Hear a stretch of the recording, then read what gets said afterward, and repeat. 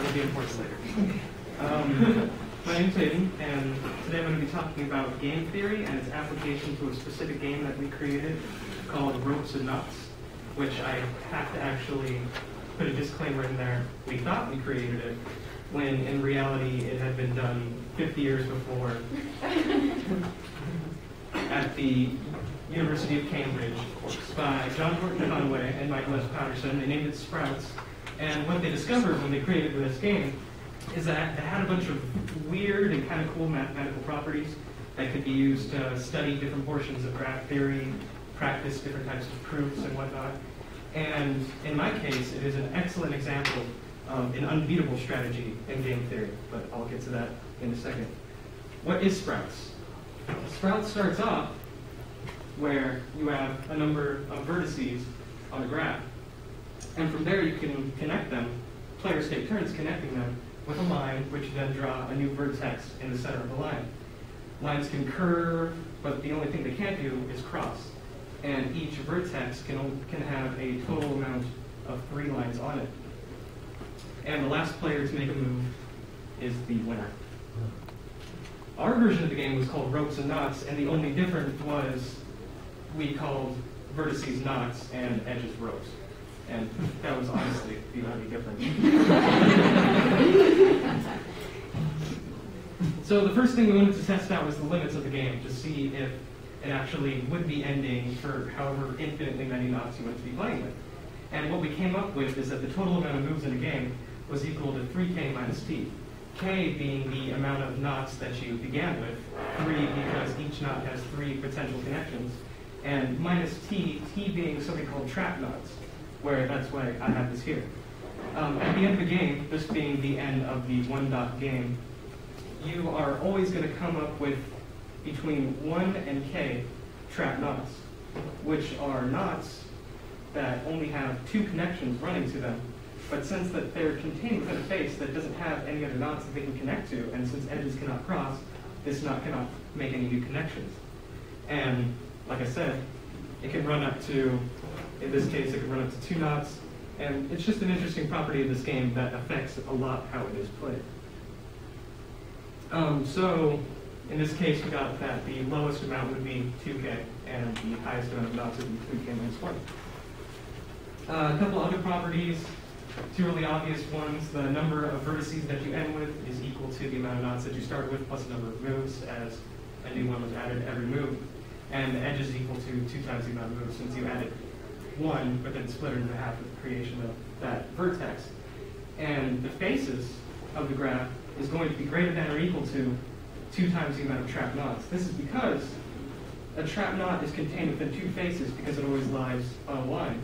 Otherwise, if it only had 1, then you could connect the knot to itself potentially, and therefore it wouldn't be a trap knot to begin with.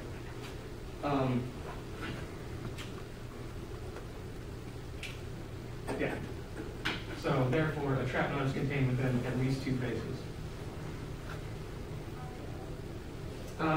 Another thing that it demonstrates is Euler's formula, which is in a finite connected planar graph, drawn within the plane, apparently, without any edge intersections, and it can be described by the tangent equation. Vertices minus edges plus faces is equal to 2. This is only the case in connected games. As you can see here, not all games end connected, in which case you can end up with any sort of number out of that equation. But most of the time, the games will end connected, and a lot of the time you want them to. So the question is how does game theory come into this? And how is it, what type of strategies are we talking about? The strategy that I was looking for is a strategy that cannot be beaten no matter what the other player does. It's not as if you're more probable of winning, it's a matter of you're always going to win, no matter what you're doing. But the thing is that this is different for all the different types of games. For example, in the one-knot game solution, we have a game tree here, where you see on move 1, player 1 would circle the first knot connected to itself, create another knot. On move 2, player 2 would make the only other move possible. Thus, player 2 would win the game. Therefore, it is completely impossible for player 1 to win this base case of the game. But you wouldn't be playing this as it's just not fun. two-knot game, the game tree is a little bit more complex, but as you can see, with a lot of these ending moves, they all have the same effect as they are perfectly identical using in graph theory. But what you can see is that both games end in the event of two knots being trapped contained within faces to where they cannot connect with each other. And the three-knot game solution was the highest one we got up to in the work that we did.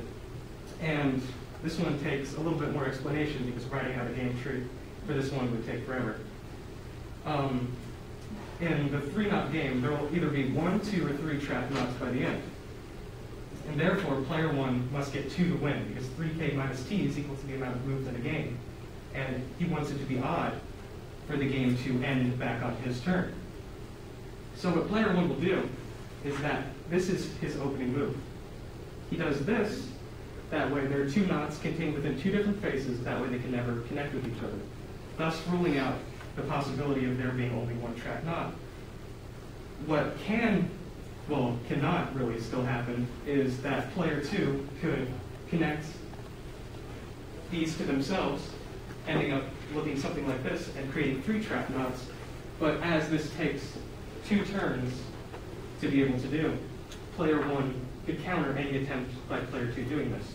If player 2 was to try to circle this one, player 1 could immediately connect it back. So player 2 wins by doing this opening move and then just making sure that the game ends with the graph staying connected. And so we asked the question of what happens before knots, and so did the rest of the world 50 years ago, and they found the answer for us, apparently. They used game trees up to, I think, 9, and in the 1990s they started using computers, more advanced computation, more advanced algorithms to start doing the larger games. I think currently they're up to the 59th game, and they found the emerging pattern: loss for player 1, loss for player 1, win, loss, onto the 59th. But so far, they haven't been able to do any sort of overarching proof to be able to prove that this is going to go off into infinity. So what we did come up with was a sort of general strategy. If some guy was to come up to you in a dark alley and say, let's play the 60-knot game, but you don't know the exact strategy to use, you would want to base it on this. Winner, plus the number of the winner, plus the number of starting knots, plus the number of trap knots, is, you want it to be even for it to end on the same move, or for it to end on your move. So let's say you want the winner to be player 1 for the 60-knot game. You would then do 1 plus 60 plus whatever number you need in order to force the game into being even. Those are the examples of the first 3 games.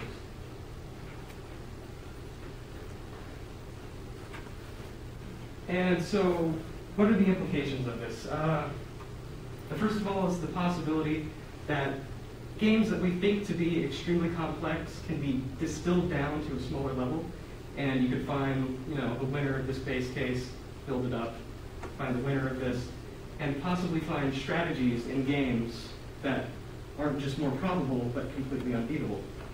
Or you could do as we did originally, where you're given a scenario and then turn it into a game. At first, we didn't think of this to be a game until we were told to use game theory and to turn it into a game to make it more of an interesting problem. So you could possibly just apply this to an everyday situation that you might want to win. But the last thing that this can do is just completely ruin games. As in this case, if somebody approaches you saying that they want to play the 3-knot game, but they want to be player 1, the only winning move is just not to play.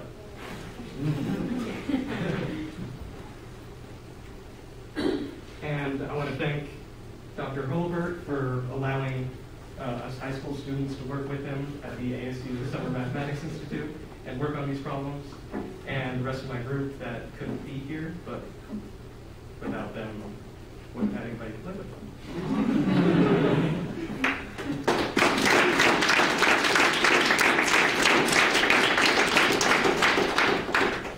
So are there Any questions for our speaker?